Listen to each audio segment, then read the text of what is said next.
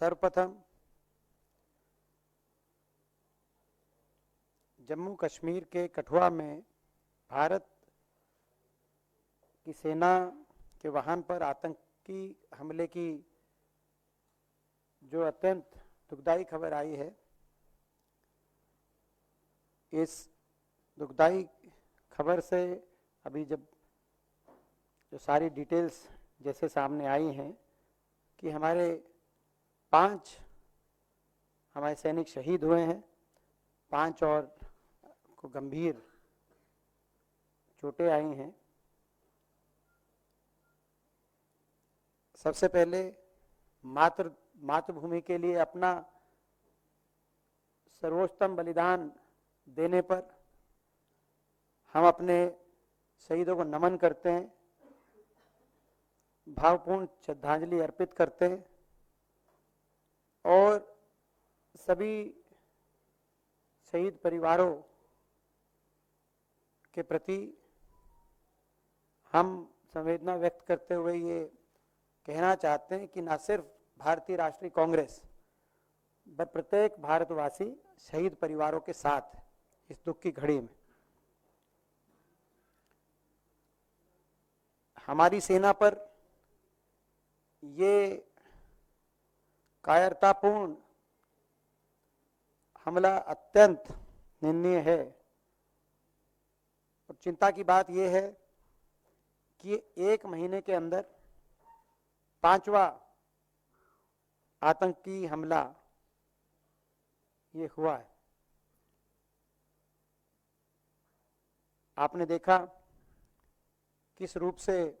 कठुआ के अंदर ये जो हमला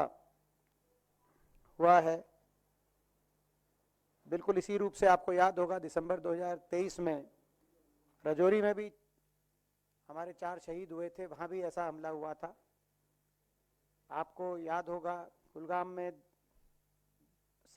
1-2 दिन पहले एनकाउंटर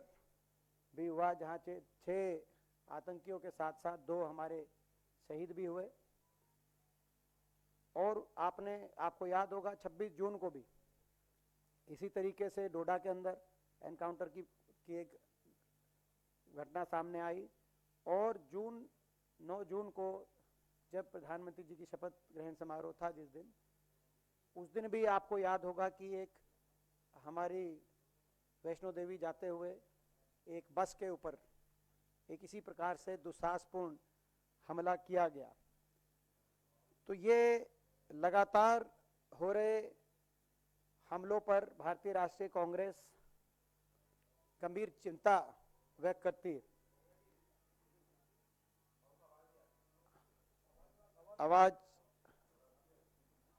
हम गंभीर चिंता भी व्यक्त करते हैं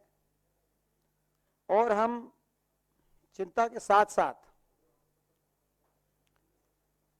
हमारा ये मानना है कि जिस गंभीरता से सरकार को लेना चाहिए उस गंभीरता सरकार नहीं ले रही, तो एक जिम्मेदार विपक्ष के नाते हम सरकार का ध्यान इस ओर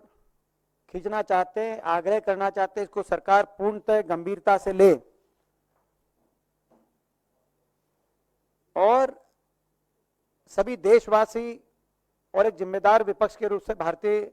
राष्ट्रीय कांग्रेस के रूप में हम भी हर तरीके से सरकार जो कदम उठाएगी देश की सुरक्षा के मद्देनजर उस हर कदम का सहयोग करने के लिए हम तत्पर हैं। सभी देशवासियों की एक भावना है कि ये जो आतंकी जो हैं इनको उन्हीं की भाषा में जवाब भी दिया जाए और हम अपनी ओर से पूरा सहयोग भी देने को तत्पर हैं। और कुछ मगर सुझाव और कुछ सवाल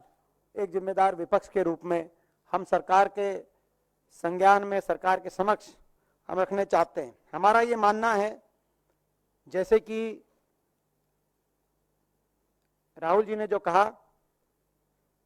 कि लगातार हो रहे आतंकी हमलों का हल कठोर कार्रवाई से होगा, ना खोखले भाषणों का,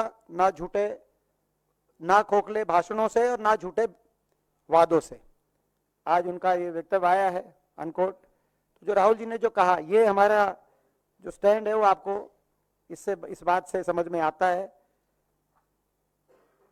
एक इस संदर्भ में एक दो महत्वपूर्ण जो बातें हैं वो आपके माध्यम से हम देश के और सरकार के सामने रखना चाहते हैं अत्यंत चिंता के साथ। एक बड़ा चिंता का विषय, डिस्टर्बिंग ट्रेंड एक सामने आया कि जो जम्मू क्षेत्र है, जम्मू क्षेत्र में खास तौर पे जो पीर पांजाल के दक्षिण में जो सारे राजौरी, पुंछ, रियासी, जम्मू, ये जो सारा जो क्षेत्र है, पहली बार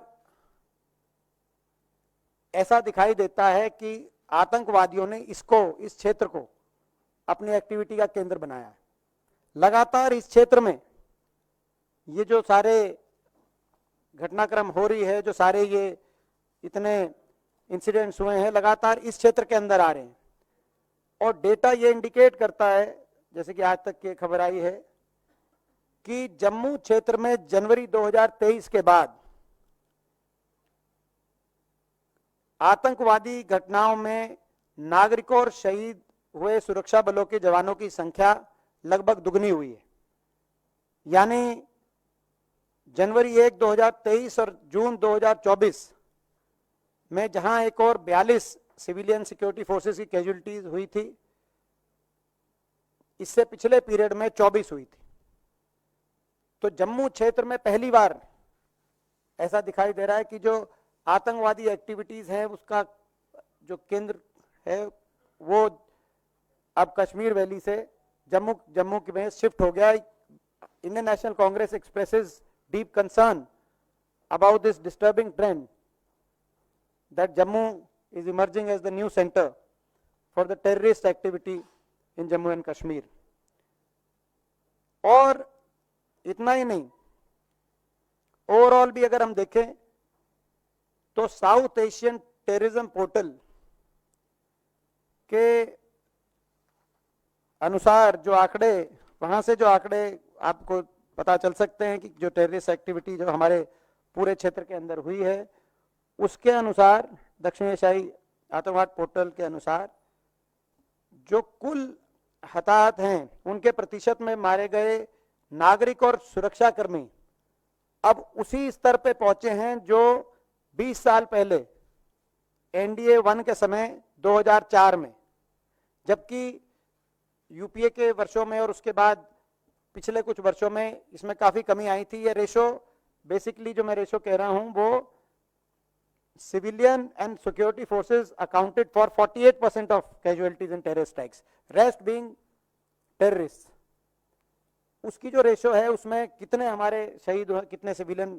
कैजुअलिटी होती है, this is highest ever, even higher than 46% in 2004। तो ओवरऑल ये तो कहीं ना कहीं ये भी एक बड़ा चिंताजनक ये आंकड़ा सामने आया है। और हम देखें बहुत से जो विशेषज्ञ हैं और बहुत से जो आर्मी के रिटायर्ड जनरल्स हैं, उनके अगर हम एनालिसिस उनके सुने तो ये सभी का एकमत होकर एक बात आ रही है कि इसका एक मेन जो मुख्य इसका कारण है वो ट्रूप डिप्लॉयमेंट, जो हमारी ट्रूप डेंसिटी है वो इस तरफ तो उसमें कमी आई है। और ट्रूप डिप्लॉयमेंट लद्दाख की तरफ, क्योंकि चीन की गतिविधि के मद्देनजर रखते हुए तो ट्रूप डिप्लॉयमेंट लद्दाख की तरफ बढ़ रहा है। ऐसा बहुत सा, एक लेफ्टिनेंट जनरल बीएस जामवाल हैं और बहुत से जो सेना की जो विशेषज्ञ हैं उन्होंने इस बारे में अपनी अपनी बात रखी है और यहां तक भी कहा है कि सरकार को पहले से ही सचेत रहना चाहिए था। लेकिन कहीं ना कहीं ऐसा हमारा मानना है कि जो सरकार है वो अपने इस मामले में अपने नैरेटिव को लेकर इतना ओवर कॉन्फिडेंस के साथ अपने नैरेटिव को देश के समक्ष रखने में ज़्यादा उनका ध्यान है, और धरातल पे क्या परिस्थिति बन रही है वहाँ पर जम्मू कश्मीर में, उनको लेकर सरकार उतनी गंभीर नहीं है। आपको मैं बता दूं कि आपको याद होगा, इसे कई पहलू हैं। आपको ये भी याद होगा कि भारतीय जनता पार्टी की सरकार ने जब भी कभी कोई बड़ी ऐसी स्कीम लेके आते हैं तो कहीं ना कहीं वो जम्मू कश्मीर के आतंकवाद से उसको जोड़ के कहते हैं कि आतंकवाद समाप्त हो जाएगा। नोटबंदी की जब योजना लेके आए